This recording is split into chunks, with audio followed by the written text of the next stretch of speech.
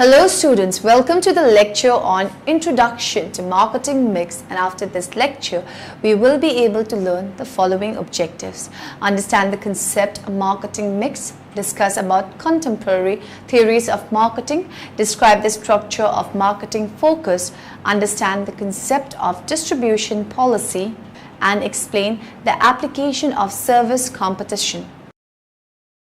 Let's understand what marketing mix is. Marketing mix refers to variables that a marketing manager can control to influence a brand sale or market share. Traditionally, these variables are summarized as the 4 P's of marketing: product, price, promotion, and place, that is distribution, McCarthy. Product refers to aspects such as the firm's portfolio of products, the newness of those products, their differentiation from competitors, or their superiority to rivals' products in terms of quality. Promotion refers to advertising, detailing, or informative sales promotion such as features and displays. Price refers to the product's list price or any incentive sales promotion such as quantity discounts, temporary price cuts, or deals. Place refers to delivery of the product measured by variables such as distribution, availability, and shelf space. Marketing mix management has dominated marketing thought, research, and practice since it was introduced almost 40 years ago.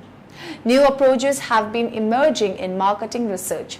The globalization of business and the evolving recognition of the importance of customer retention and market economies and of customer relationship economics, among other trends, reinforce the change in mainstream marketing.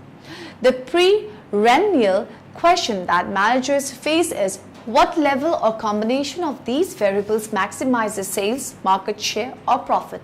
The answer to this question in turn depends on the following question. How do sales or market share respond to past levels of or expenditure on these variables? The basic philosophy underlying the approach of response modeling is that past data on consumer and market response to the marketing mix contain valuable information that can enlighten our understanding of response. The marketing mix of a firm in large part is the product of the evolution that comes from day-to-day marketing. At any time, the mix represents the program that the management has evolved to meet the problems with which it is constantly faced in an ever-changing, ever-challenging market. Borden's original marketing mix had a set of 12 elements, namely product planning, pricing, branding, channels of distribution, personal selling, advertising promotion, packaging, display, servicing, physical handling, and fact handling and analysis.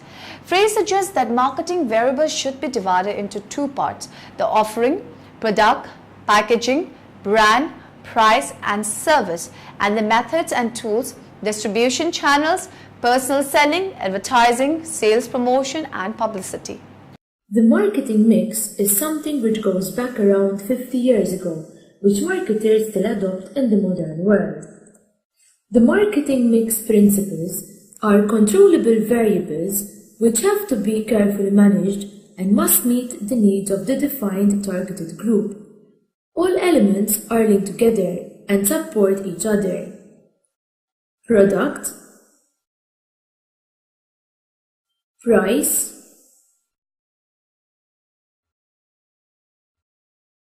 promotion,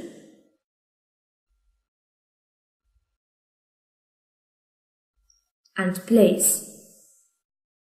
These 4 elements refer to the product mix. The following elements are adopted when carrying out a service: physical evidence, people, and process. As we have seen, the marketer needs to mix the elements of the marketing mix like a bartender preparing a cocktail. The latter should know the exact dosage of alcohol or juice. Using the same concept, the marketer needs to select the right tools to prepare the right marketing mix.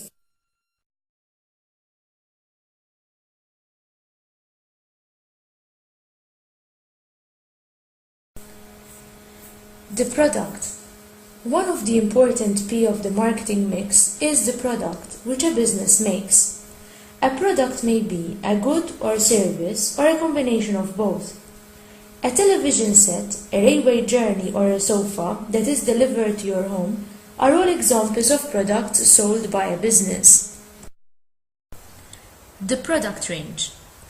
Businesses may offer a range of products for sale. For example, Cadbury produces a wide range of chocolate products which are made in their factories and then distributed worldwide to the wholesaler, retailer, and the final customer. Ways of differentiating the product. There are a number of ways in which a business can make its products different from others. Design and formulation. Every soft drink produced by Coca-Cola has a different formula. Some contain sugar, whilst others contain sugar substitutes. Some contain caffeine, whilst others are caffeine-free. The name of the product. Different products have different names. The name of the product is important if it is to sell. The name should be easy to pronounce and remember and should say something about the product. Packaging. Packaging is used to deliver products safely to the consumer. It should also help businesses and consumers store the product. The packaging will also give information about the product and how to use it. The value of the product. The product needs to have a value given by the customer because of the level of satisfaction. The marketer needs to know what to make: a new product, an extended product, or a modified product. When to make it? At what stage of the marketing life cycle? How to make it? The level of quality, reliability, and durability of the product. The marketer should know the branding implications and the added value in respect of after-sales service.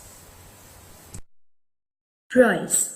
Another important P of the marketing mix is the price charged for the product. Marketers should keep in mind a price that the customer is ready to pay for. Businesses have then to decide what price to give their products. They should know that most probably the higher the price, the lower will be the demand for that particular product. Price and the customer. Price refers to the amount of money that the customer has to spend to purchase the product or service. It refers to the actual cost to the customer's disposable income. At times, customers may be asked to pay with time rather than money, for example, asking people to help others in a hospital. The importance of pricing. Price is a very powerful element within the marketing mix because it can actually destroy the other elements. It is the easiest element of the mix to adjust for tactical purposes. It is also the riskiest element to manipulate as it has a direct bearing on revenues and profits. Promotion. Once businesses set the product and the offer, they must then communicate the product with their customers. Promotion is about, first, making customer aware that the product exists and it is for sale. Secondly, telling or explaining to them what the product is about. Third, making customers aware of how the products will serve their needs. Fourth, persuading them to buy it for the first time or to buy it again. Promotions are the most direct form of communication in the marketing mix. This element in the marketing mix covers a number of marketing tools used in getting the message to the customer. It focuses on how customers get to know of a product, its features and benefits, and how they might be persuaded to buy the product. It plays a vital role in creating the right image for the organization.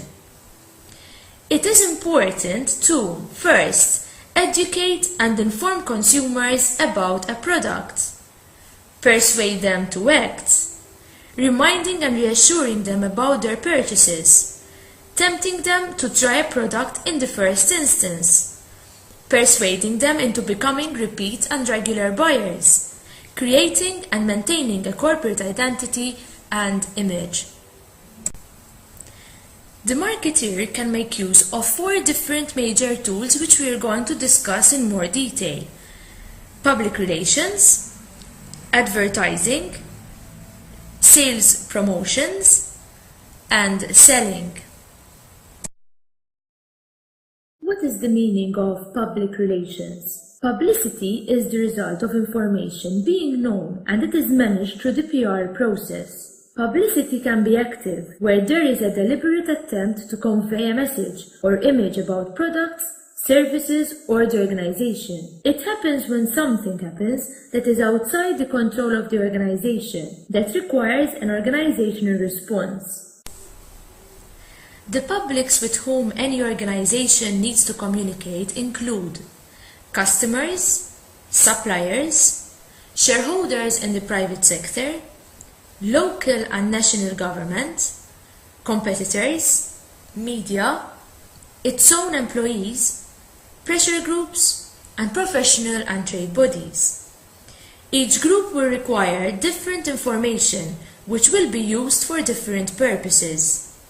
PR may use some form of advertising to achieve its aim, but it is important to note that itself is neither a form nor a part of advertising. Let's explain this by way of an example. A ferry company has massive bookings for a holiday season. Unfortunately, one of its vessels is damaged while in dock. This will generate publicity which may be negative, and the company will be asked by the media to comment. Good PR should show how the company has rebooked customers onto another company's ferry. Advertising. The major role of advertising is to persuade customers to buy.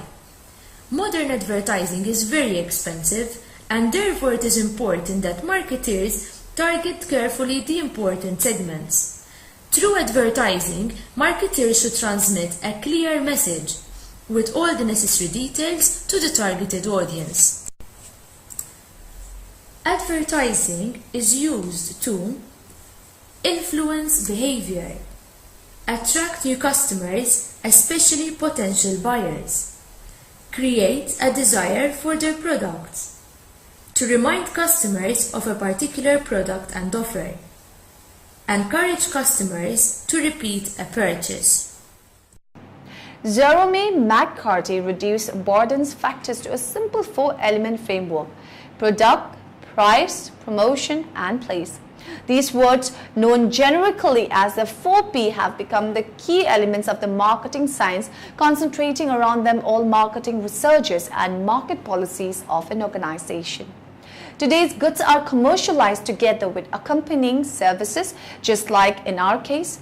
Adina Nimniu says that in the service marketing, the 4 elements that compose the classic structure of the marketing mix, that is product, price, placement, and promotion, have new features by adding 3 new vital elements for the existence of a service: the process of the actual activity of carrying the service, people that carry the service, but also the ones that are the beneficiaries, and the place or carry area, the place where the activity is taking place, seen as a geographical coordinate.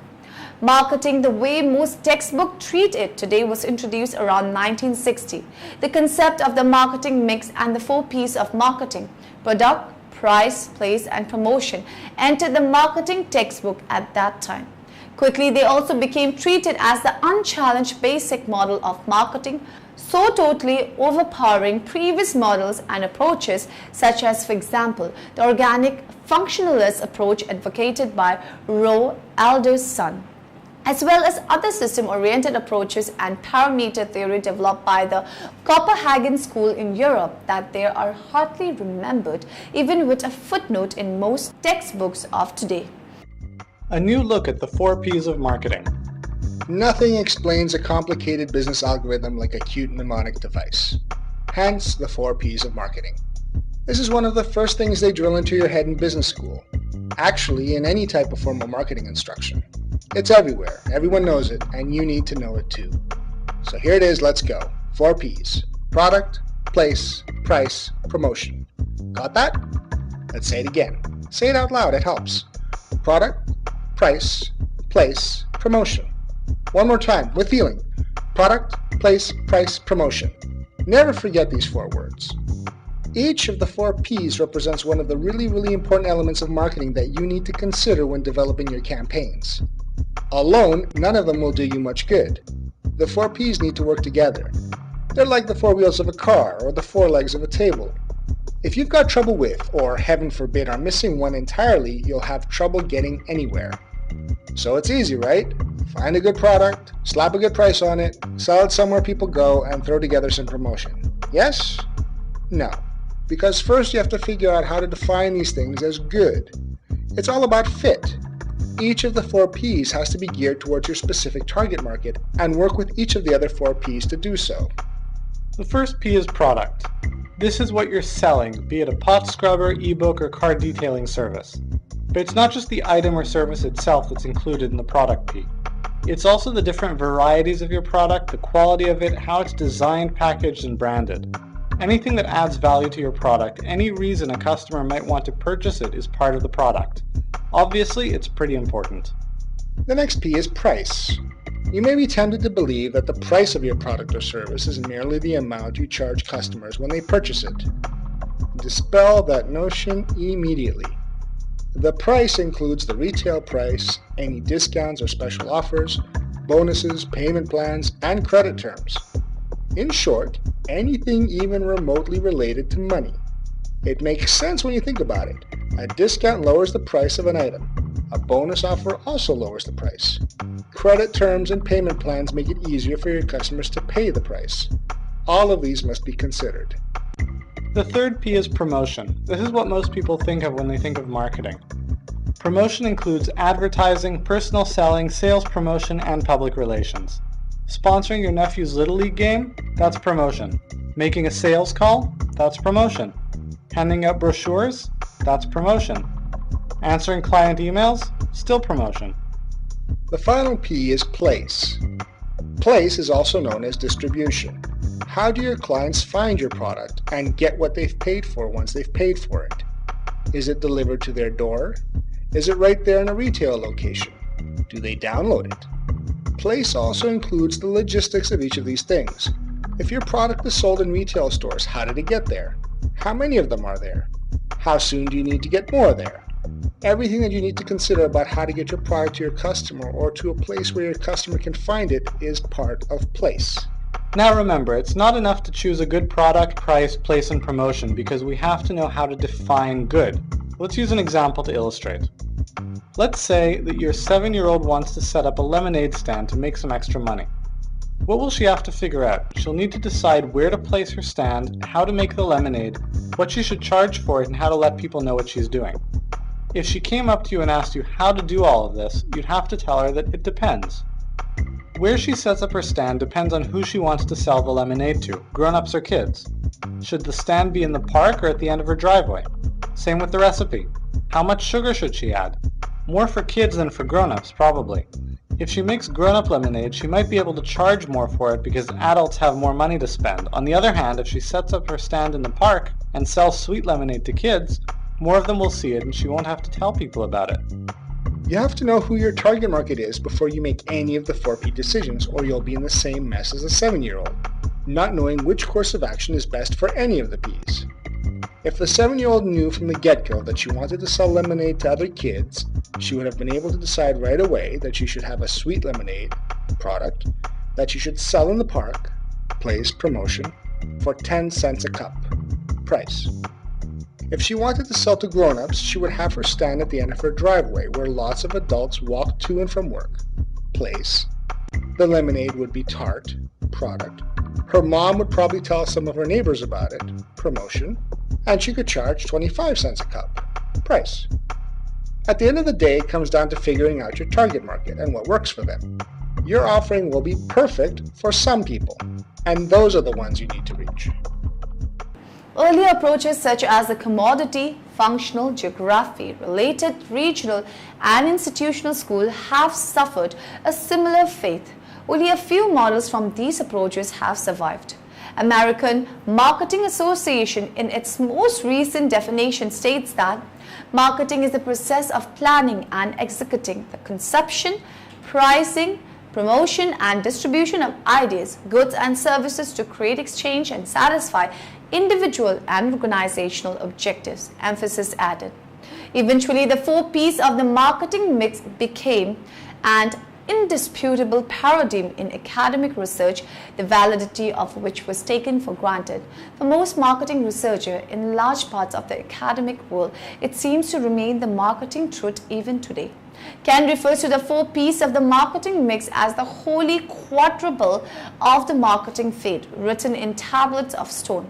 For an academic researcher looking for tenure and promotion to question, it has been to stick out his or her neck too far. Prospective authors of textbooks who suggest another organization than the 4 P solution for their books are quickly corrected by most publishers. As a result, empirical studies of what the key marketing variables are and how they are perceived and used by marketing managers have been neglected. Moreover, structure has been vastly favored over process consideration. In marketing education, teaching students how to use a toolbox has become the totally dominating task instead of discussing the meaning and consequences of the marketing concept and the process nature of market relationship. Marketing in practice has to a large extent been turned into managing this toolbox instead of truly exploring the nature of the firm's market relationship and genuinely catering to the real needs and desire of customers. A paradigm like this has to be well founded by theoretical deduction and empirical research. Otherwise, much of marketing research is based on a loose foundation and the result of it questionable. The marketing mix developed from a notion of the marketer has a mixture of ingredients. The marketer plans various means of competition and blends them into a marketing mix so that a profit function is optimized or rather satisfied. The marketing mix concept was introduced by Neil Borden in the 1950s, and the mix of different means of competition was soon labeled the 4 Ps. Marketing mix is actually a list of categories of marketing variables, and to begin with, this way of defining or describing a phenomenon can never be considered a very valid one. A list never includes all relevant elements. It does not fit every situation and it becomes obsolete. Any marketing paradigm should be well set to fulfill the marketing concept, that is the notion that a firm is best off by designing and directing its activities according to the needs and desires of customers in chosen target markets. How well is the marketing mix fit to do that? One can easily argue that the 4 Ps of the marketing mix are not well able to fulfill the requirements of the marketing concept, as Descent and Blois put it. Indeed, it would not be unfair to suggest that far from being concerned with a customer interest, that is somebody for whom something is done, the views implicit in the 4 Ps approach is that the customer is somebody to whom something is done. Managing the marketing mix makes marketing seem too easy to handle and organize. Marketing is separated from other activities of the firm and delegated to specialists who take care of the analysis, planning, and implementation of various marketing tasks, such as market analysis, marketing planning, advertising, sales promotion, sales pricing, distribution, and product packaging. Marketing departments are recreated to the responsibility for the marketing function of the firm, sometimes together with outside specialists on, for example, market analysis and advertising. Both in the marketing literature and in everyday marketing vocabulary, the expression marketing department and organizing unit is used as a synonym for marketing function, which is the process of taking care of the fulfillment of customer needs and desires. However, the organizational approach inherent in the marketing mix management paradigm is not very useful either. The psychological effect on the rest of the organization of a separate marketing department is in the long run often devastating to the development of a customer orientation or market orientation in a firm. In most marketing textbooks, the marketing mix management paradigm and its 4 Ps are still considered the theory of marketing. Indeed, this is the case in much of the academic research into marketing, especially in North America, but also to a considerable extent in other parts of the world as well. However, since the 1960s, alternative theories of marketing have been developed, as Moller observes in a recent overview of research tradition in marketing. From the functional view of marketing mix management, our focus has extended to the strategic role of marketing, of service marketing, political dimension of channel management, interaction, industrial networks, to mention just a few evolving trends. Some of these theories have been based on studies of the market relationship of firms in specific types of industries. In this section, the emerging theories and models of the interaction network approach to industrial marketing and the marketing of services will be discussed. The growing interest in focusing on customer relationship economics and the long-term profitability of customer retention and market economies will also be touched on.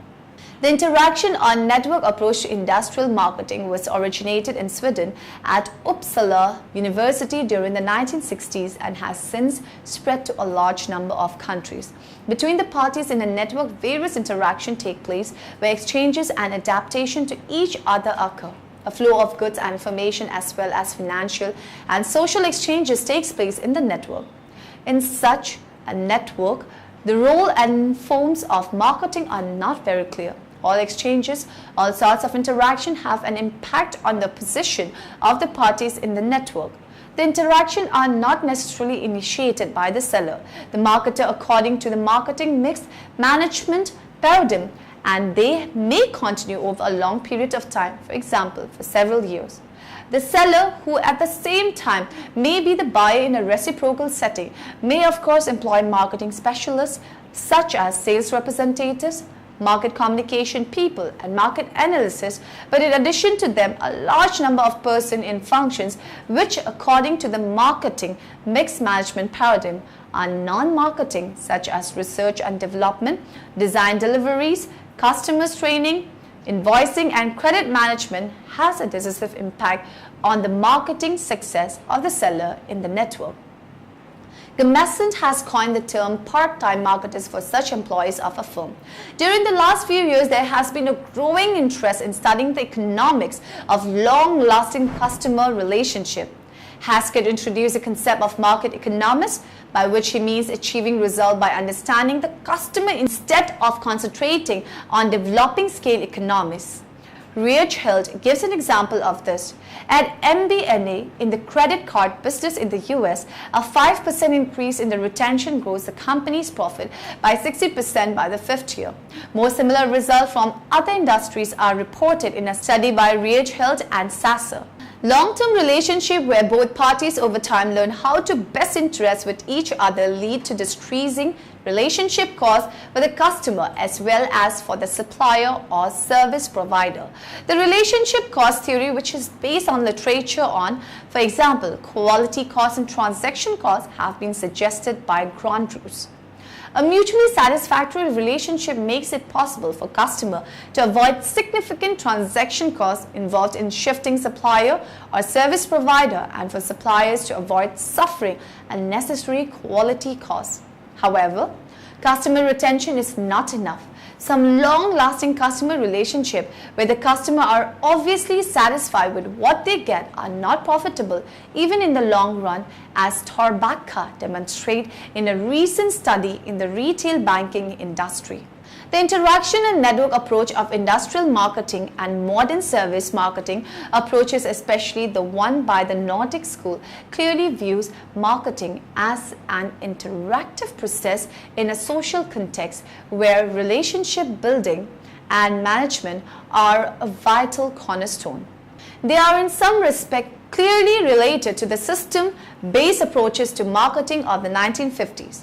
Marketing mix management paradigm with its 4 Ps, on the other hand, is a much more clinical approach, which makes the seller the active part and the buyer and consumer passive. No personalized relationship with the producer and marketer of a product is supposed to exist other than with professional sales representatives in some cases. Obviously, this latter view of marketing does not fit the reality of industrial marketing and the marketing of services very well. The concept relationship marketing has emerged within the fields of service, marketing and industrial marketing. The phenomenon described by this concept is strongly supported by ongoing trends in modern business. Grundrose defines relationship marketing in the following way. Marketing is to establish, maintain and enhance relationship with customer and other partners at a profit so that the objective of the parties involved are met. This is achieved by a mutual exchange and fulfillment of promises. The major problem with the marketing mix and its 4 Ps has been their position as a major and in many situations as the only acceptable marketing paradigm. Relationship marketing must not become such a straitjacket. However, developing enduring customer relationship and achieving exchanges in such relationship through a relationship marketing approach is not only another addendum to marketing mix management. Rather, it is a different approach as compared to achieving exchanges in isolated transaction through the use of the 4 Ps of the marketing mix. As Rage Held observed, building a highly loyal customer base cannot be done as an add-on. It must be integral to a company's basic business strategy. Marketers of consumer packaged goods will probably benefit most from a transaction type strategy. Service firms, on the other hand, would normally, but probably not always, be better off by applying a relationship type strategy. Manufacturers of consumer packaged goods have mass markets but no immediate contacts with their ultimate customers, while service firms almost always have such contacts, sometimes on a regular basis, sometimes only at discrete points in time. Therefore, the interface between the firm and its customer is expanded far outside the marketing department of marketing and sales specialists. In consumer durables, the customer interface is broader than for consumer packaged goods, and a pure transaction type strategy is not their only natural available option. Industrial goods ranging from mass-produced components to complex machines and projects would probably fit best between consumer durables and services. However, in many industrial marketing situations, the customer relationships are similar to many service situations, and here no distinction between the industrial marketer and service marketer can be made on the continuum. The time perspective of marketing differs depending on where on the continuum a firm is. Because of the lack of personal contacts with their customers and their focus on mass market, firms pursuing a transaction type strategy will probably benefit most from a traditional marketing mix approach. The 4P model will give guidance in most cases, and this model was indeed originally developed for consumer packaged goods marketing, where transaction marketing is most appropriate. For a firm applying a relationship strategy, the marketing mix often becomes too restrictive. The most important customer contacts from a marketing success point of view are the ones outside the realm of the marketing mix and the marketing specialist. The marketing impact of the customer's contacts with people, technology and system of operation and other non-marketing function determines whether he or she or the organizational buyer as a unit will continue doing business with a given firm or not. All these customer contacts are more or less interactive. A normal way of monitoring customer satisfaction and success is to look at market share and to undertake ad hoc customer satisfaction surveys. A stable or rising share of the market is considered a measure of success and thus indirectly of customer satisfaction. When the customer base remains stable, market share is a good measurement of satisfaction. Now in the end, let us summarize what we have learned in this lecture. Marketing is a process which identifies, anticipates and satisfies customer needs efficiently and profitably. The function of marketing can be broadly classified as buying and selling. A marketer is always in search of a well-knit marketing mix. Product decision include decision on the product attributes, packaging, branding, etc. Promotional encompasses decision on the product mix, personal selling and sales promotion.